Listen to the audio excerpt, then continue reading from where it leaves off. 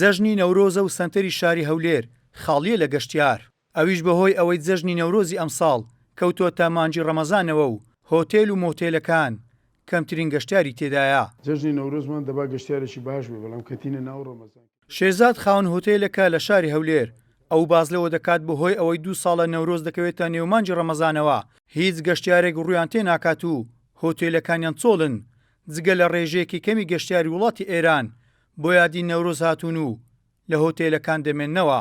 بەداخەوە پارساڵیش و ئەو ساڵیش گەشتیارێکی زۆر کەم گەشتیاری عێراقی کە هاتیتە کوردستانەوەیش بەهۆی ئەوەی کەتینە ناو نەورۆز ڕێستۆرانتەکان قەپاتە شوێنەکانی تر زۆربەی شوێنی قەپاتە گەشتیاریش بەڕاستی نایە پێویستی بە شوێنی تەرفیهیە. هەوڵماندا هەندێک گەشتیاری ئێرانیمان هینا، بەڵام بەداخەوە گەشتیاری ئێرانیەکانیش $100 گەیشتە 10 ملیۆن تومان. ئەوەش تاسیراتی زۆر بوو کە نەمانتانی گەشتیاری زیاد بینین، بەڵام هەر هاتووە گەشتیار.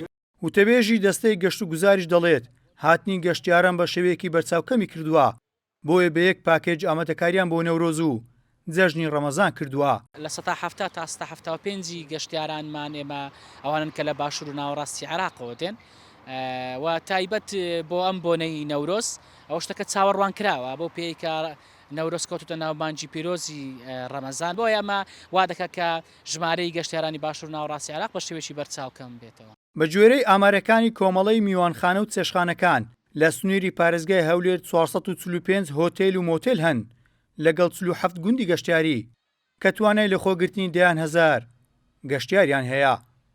گەیلان سابیر کورسات نیوز هەولێر.